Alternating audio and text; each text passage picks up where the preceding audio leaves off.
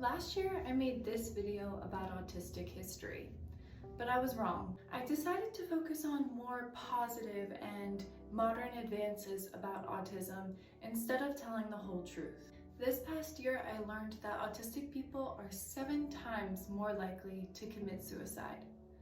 So I won't be making the mistake of rewriting history again. In honor of the last day of Autism Acceptance Month, here is a brief history of the truth.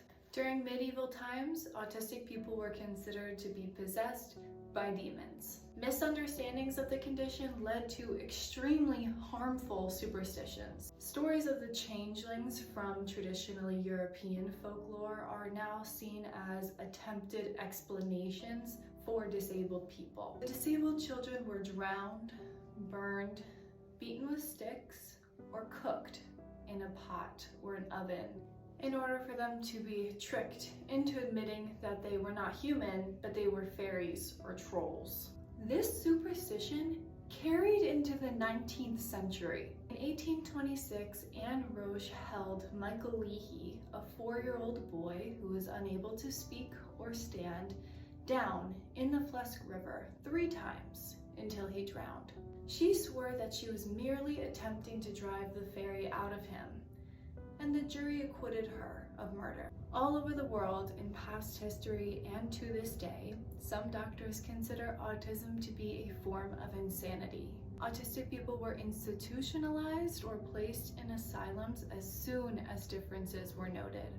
They suffered under poor conditions, without adequate care or support, and were subjected to neglect and abuse. For decades, autistic children were seen as self-absorbed, so much so that the word autism comes from the Greek word meaning self. As recently as the 1960s, autism was considered to be a psychological condition caused by uncaring mothers. It couldn't be any less true for my autism moms out there. To this day, there are still many cultures who consider autism to be a curse. And there are still many families who can't come to terms with the fact that their loved one is autistic. So they avoid diagnosis and they avoid neurodiverse affirming treatment. There are still autistic people suffering. There are still autistic people being asked to conform and mask what makes them them. But please stay with me here, okay? Because there's something that I found that gave me hope, and it's fascinating. In general, the ancient history of autism is mainly speculative.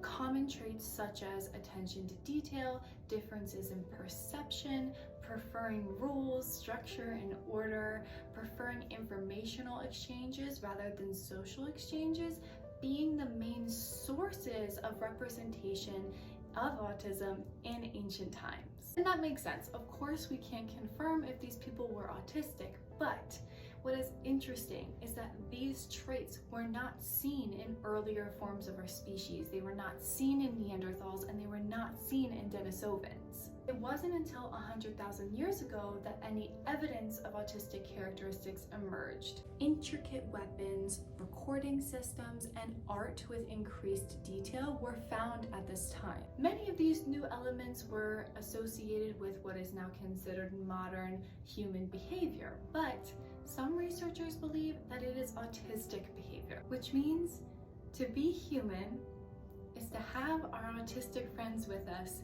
every step of the way. So remember to meet people where they're at, not where you expect them to be.